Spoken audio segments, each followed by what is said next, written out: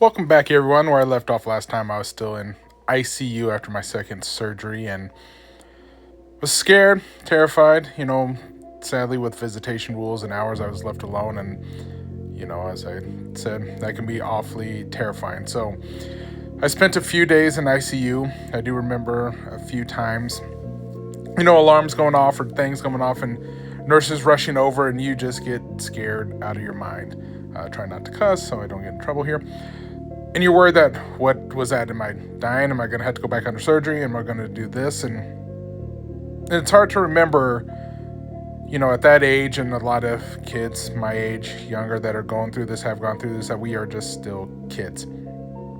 And it's hard to just remember that we need to check on the mental side of everything, the emotional side, because, and understandably so, everyone's worried about the physical side, make sure that they're going to survive, and are they in any pain or anything. But the emotional side of it is just as hard.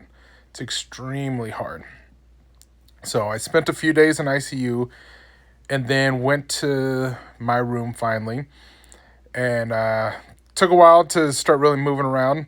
I remember a few days bed rest, and then kind of like helped walks almost with a walker, just to get body up, moving around.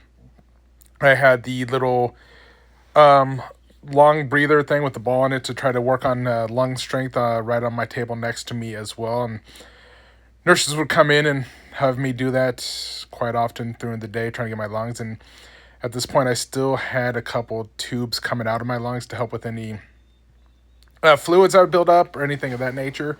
But yeah, we had moved on to the recovery phase, and it was a lot of pain. But one thing that I remember very vividly that was extremely helpful was on this floor at Children's Mercy in Kansas City.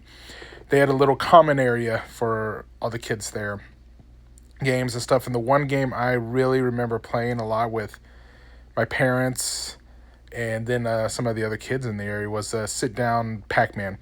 I had a two-player, so one on each side of it. So as you're sitting down, you can be looking across and see the other person when it was their turn and such.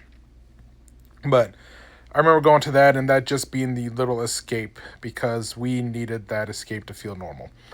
As a kid in the hospital, you need that instead of just being kind of always in the room, always in the bed, always just having the TV to look up at, or, nurses constantly in, or just parents to talk to.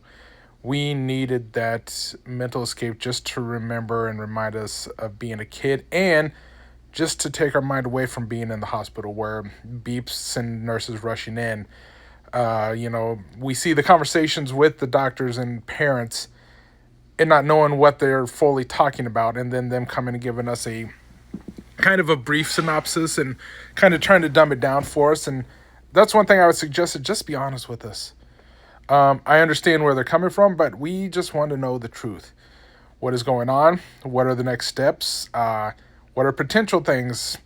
One thing that was potential for me, and it kept happening, was I'd have fluid build up and I might need a tap to get the fluid out from around the heart. Luckily, that did not happen in my stay at the time. But yeah, I would rather just, looking back, and if I could talk to the kids there now or talk to myself back then, is just let me know truly what's going on. Talk to me. Let me understand what is going on with my stay. Is it scary? Is it good news? Is it bad news?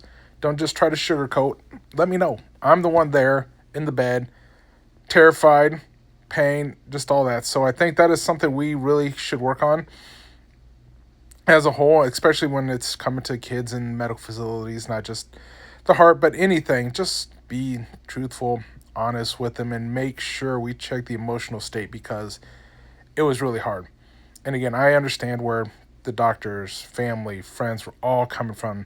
They wanted to know I was going to survive. They wanted to know if I was in any pain or anything of that nature. So I get it.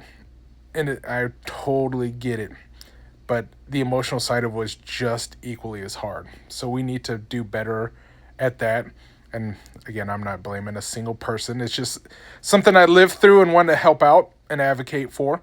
So, but it is something we need to do better at, is fully understanding the emotional side. Let them be able to talk it out and have someone there so they can talk freely and not always just be worried about, are you going to survive?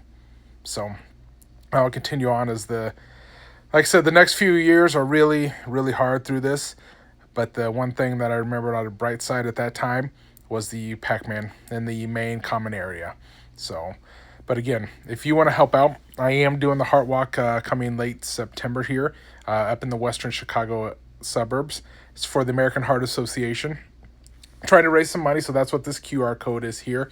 I will also have a link in the description of this video, so if you can help out, share this, donate.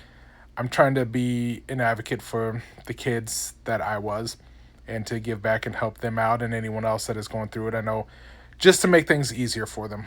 So thanks again, and appreciate you listening and following along.